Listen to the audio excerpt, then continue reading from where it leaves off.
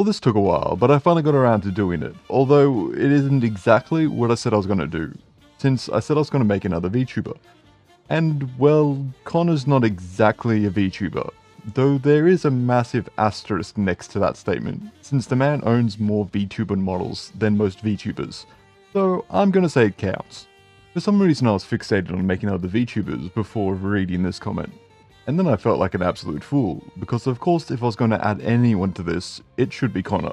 Honestly, watching the friendship between these two develop has been absolutely delightful and completely out of the blue. Something I'm starting to expect from Connor, because despite being an ancient weeb myself, I had no clue who this man was before he joined Trash Taste, since I was not part of the fabled 7%. And after the plague's travel restrictions were lifted, he just started appearing everywhere, and I guess now he's going to be appearing in stained glass too. Well, that's when I'm done with it. In order to do this, I'll need a pattern.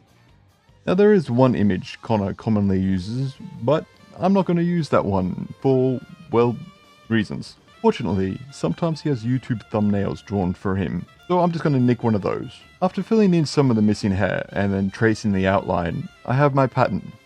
Now unfortunately, even though I have a digital copy of Mousie's pattern, I can't just cleanly cut out the part of Connor's pattern that I don't need. Since the Mousie that I made was drastically different from the pattern, I will need to print out the full thing of Connor and then draw in the changes. After I make the changes, I begin the prep of cutting out the pattern. A few commenters from the last video had a few ideas on how to stick the pattern pieces to the glass, and how to stop them from disintegrating due to the water, since my previous methods weren't exactly the best at doing that, or for my health for that matter. So I decided to give them a try.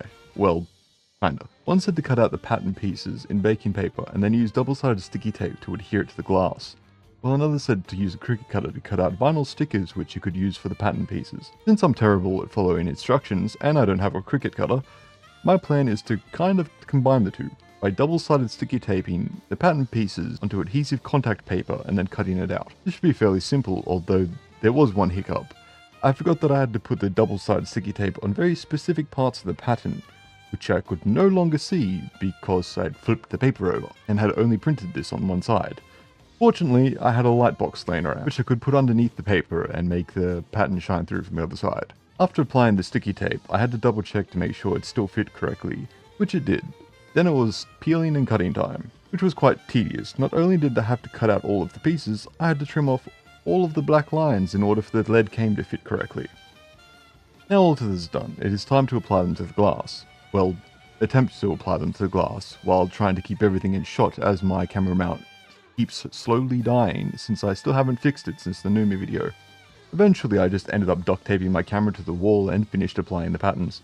Batang! Recently I got this bad boy, which is a desktop bandsaw with a diamond blade. So I expected the cutting to go rather smoothly because I'm decent with a bandsaw. It was a complete shit show. One of many problems is my recording software crashed 3 times in a very specific way so that I couldn't actually recover any of the footage, so that was 4 hours of footage lost, and that also includes all of the issues that I was having, so I can't exactly show them. However, I can describe them, and most of them have to do with not being able to get the bloody pattern to stick to the bloody glass again. So it turns out the adhesive to the contact paper was water soluble, which is not good. So I used plan B and just used the double-sided sticky tape to stick the contact paper directly to the glass. But again, the adhesive was water soluble. I'm starting to believe that people just don't make proper adhesives anymore, because back in the day you'd need to go out of your way to find a water soluble adhesive. Anyway, the next thing I tried was what I tried last time, the UV sensitive resin. I knew this wasn't going to work because the contact paper wouldn't absorb any of the resin, and at the same time it would block all of the light from getting to the resin that was underneath the contact paper, meaning it wouldn't set. However, I'm a man of infinite hope, so of course I tried it, and it completely didn't work. This left me with a Hail Mary plan that if it didn't work, I would need to reprint and cut out the entire pattern all over again, which I really bloody didn't want to do. So I threw everything into a 200-degree oven and cooked them for 20 minutes. Fortunately, this worked and it baked the pattern pieces onto the glass, and they lasted long enough through the deluge of water that I could actually finish them. Assembla! Now I've been looking forward to this because another commenter recommended using a piece of wood and horseshoe nails to hold the pieces together as I assemble it, which seems like a really bloody good idea. After buying the nails, Amazon even recommended me these little blue things that are specifically made for this job. I think that's the first time Amazon has actually recommended me something that was useful. Everything goes far smoother than it did with Mousy, and I'm excited to find out how fast this would be this time around. That was until my hubris caught up with me. This is all due to the rose design. Now, I could have just made it a red splodge, or make it into 2 or 3 pieces, but no. I had to make it intricate. And man, it beat my ass. I had to recut 4 pieces, cut several pieces in half, and just fill in some areas with lead because the space was too small to fit a piece of glass, but too large to leave as it is.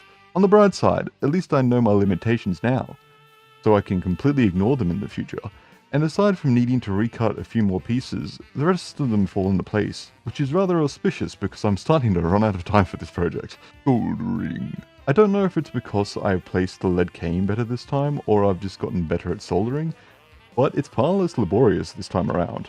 It's actually kind of relaxing, so much so that I started messing around and did some welding beads, which gave me the idea to do an entire piece with them just to see what it would look like, but that's something for another time. I'm actually pretty satisfied with the soldering this time around, but I'll still have to sand and polish it just to make it look like the came on Mousy. Well, that sounded dirty. Anyway, nothing really changed since last time, so moving on to... This is probably the last time I'm going to be doing it this way, because my god, this stuff gets into every crack and crevice, and I can't get it out, even when it's not set. Not even with a fine bristle brush, which is exceptionally bad when it's white glass, because then you get stuff like this. I didn't even know these lines were there beforehand, and now I can not see them. Unfortunately, the bad news doesn't stop there, because since I was rushing things, I kinda wasn't doing things in the correct way, leading me to drop it when I was picking it up to clean it. Which caused a few of the more delicate pieces to break. Fortunately, they aren't that noticeable, but it's still a bummer, and I'll need to cover them up later. Patinering. Nothing really changed much since last time. I put the acid on the lead goes darker, and after a quick clean, it's done.